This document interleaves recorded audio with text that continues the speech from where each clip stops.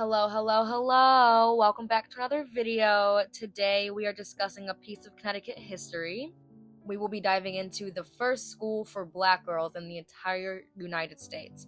We're also diving into the remarkable Prudence Crandall and Sarah Ann Harris and the impact of the legacy that they left behind.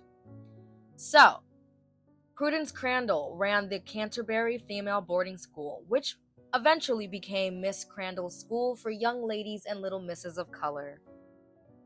Prudence was born on September 3rd, 1803. Shout out to Virgos. I'm a Virgo, so shout out to Virgos.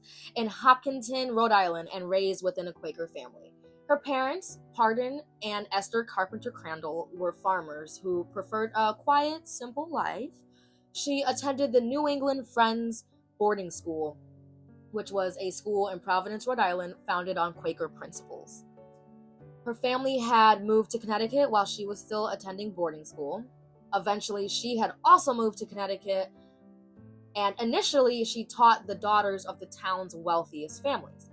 After her teaching stint, she opened a private girls' academy in 1832, which was recognized as one of the best in the entire state.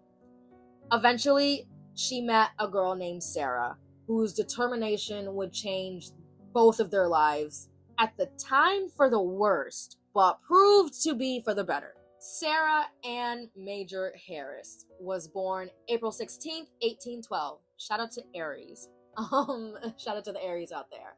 She was born in Norwich, Connecticut to William Monteflora Harris and Sally Prentice Harris, and she was very, very familiar with civil rights. Sarah's father, William, was one of the area's earliest black advocates for civil rights and black suffrage. He made sure that all 12 of his children had the opportunity to attend school and have a fair chance at attaining an education. Sarah's father, William, and her brother Charles were agents for William Lloyd Garrison's newspaper, The Liberator, so these are just more points to prove that she had always been around civil rights advocates. The Harris family eventually bought some land and moved to Canterbury, Connecticut. Anne Maria Davis was a young woman employed by Prudence Crandall as a house servant. She was also the girlfriend of Charles, Sarah's brother. So Davis was not officially enrolled in the school, but was allowed to audit some classes. And Anne Maria eventually introduced Sarah to Prudence. Sarah asked Prudence to be enrolled in the school. At first, Prudence declined to give an immediate answer, but after some time and thought, she admitted Sarah as her first black student in her all-white institution. The initial students that were enrolled didn't mind, but their parents, however, did.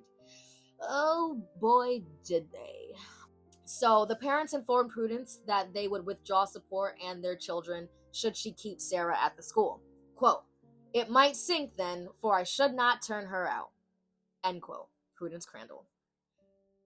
Her students were then withdrawn from the school, and Crandall was immediately deemed as a Negro worshiper. She was insulted in the streets, ostracized socially, and later realized the entire state of Connecticut was against her. This all resulted in her being ordered to dismiss Sarah as a student. Instead of dismissing Sarah as a student, Prudence chose to announce that on Monday, April 1st, 1833, she would open a school for the instruction of Negro girls. I know that's right, go Prudence. She did not care. It was $25 per quarter, including board and laundry. And all of this raised even more hell. But despite all that pushback, Crandall admitted 15 or 20 girls of color. For the most part, the students came from Philadelphia, New York City, Providence, Rhode Island, and Boston, Massachusetts, with some students from the general South. Now the government decided to get involved. Governmental pushback included arresting the students for vagrancy and the implementation of the Black Law, which effectively made Crandall's school illegal. So what is the Black Law? The Black Law was passed on May 24th, 1833, and it outlawed the teaching of any colored persons who was not an inhabitant of any town in this state. So basically, if you are a person of color and you don't live in a town in Connecticut, you cannot get an education within Connecticut. You cannot travel to CT and go to school. Again, most of her students were from out of state, so this made the school effectively illegal. With the enactment of the Black Law, Crandall was arrested, thrown in prison, and tried twice. Technically 3 times, but the 3rd time was more so an appeal, so we'll get to that.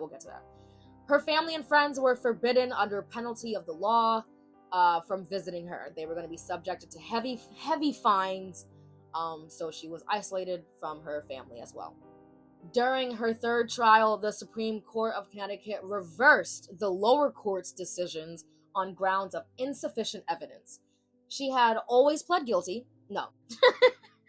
She had always pled not guilty, and her defense attorney argued that the statute law of the state was inconsistent and contrasts the United States Constitution. Arguments posed during Crandall versus the state of Connecticut was also used during the landmark case Brown versus Board of Education. During the arrest and trials, the school was temporarily closed. When Crandall was released, she and her students returned right back to that campus, where they were met by a very angry group of Canterbury townspeople. There was a mob assault 2 months after the case was dismissed, which forced Crandall to permanently close the school. The mob had broken most of the windows to the school, smashed furniture, vandalized everything, leaving Crandall fearing for the safety of her students. It's just so sad. Oh my god. And so scary. This is so scary. So, in August of 1834, Crandall married minister and abolitionist Reverend Calvin Filio. The couple left Connecticut for Illinois in 1842, and in Illinois she continued to teach, even opening up a new academy. The academy was called the Filio Academy for Young Women. Crandall was known to be very eccentric. Her and her husband didn't live a life of wealth, which was pretty common for those whose livelihood came from the ministry.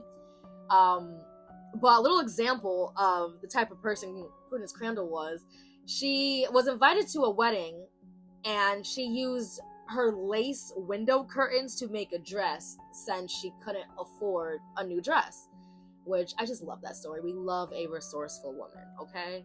In 1886, prompted by remorseful Canterbury residents and little guest appearance, American author Mark Twain, who was a Hartford resident at the time, Crandall received a small pension from the state of Connecticut.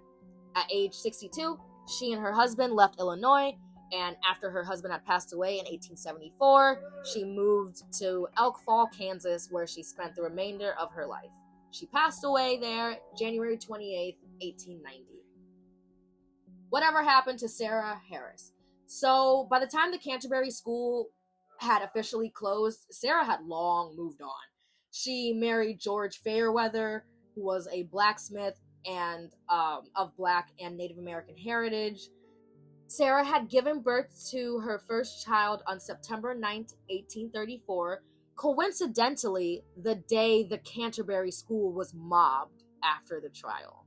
Sarah went on to have 8 children, 3 of whom were named after prominent figures of the time. Her first child, oh my gosh, get the tissues ready because you're about to cry. Her first child was named Prudence Crandall Fairweather. Just, wow. That's just, I love it. I love it, I love it, I love it. Her sons were named Charles Frederick Douglass Fairweather and William Lloyd Garrison Fairweather. So Sarah really wanted to honor those who made an impact in her life and the lives of Black Americans. The Fairweather couple moved to New London, which was a town in Connecticut that was very against abolition, but this did not affect their abolitionist drive at all. George purchased a blacksmith shop, which was near the present-day courthouse. The Fairweather family became very active in the abolition movement, the Underground Railroad, all of that. They provided food, shelter, clothing, and medicine to freedom seekers. She met and worked with William Lloyd Garrison and Frederick Douglass. Her and her husband eventually moved to Rhode Island in 1855, where they continued their support for desegregation and joined the Kingston Anti-Slavery Society.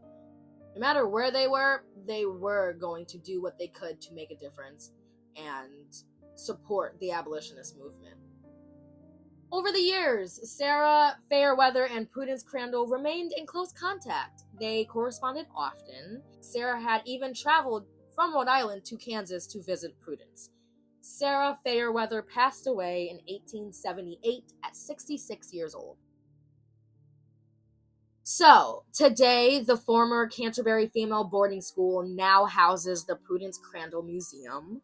In 1970, a new dormitory on the University of Rhode Island's campus was named after Sarah Fairweather.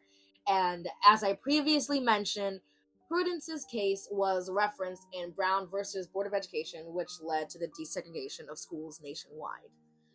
I wanted to talk about this story because I do feel like it gets a bit overlooked. I had no idea that Connecticut, my home state, had the very first school for young Black girls. Although it didn't last too long, just the fact that there was a woman who wanted to fight for the right for young girls of African American descent to get an education. I just love this story so much.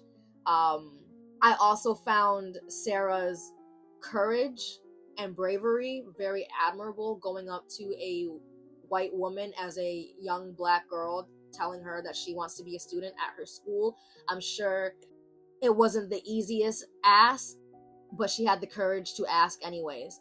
And shout out to Mark Twain for getting the state to give Prudence her rightfully deserved pension. I love little guest appearances like that. Anyways, thank you for listening, and tune in to my next story. Bye!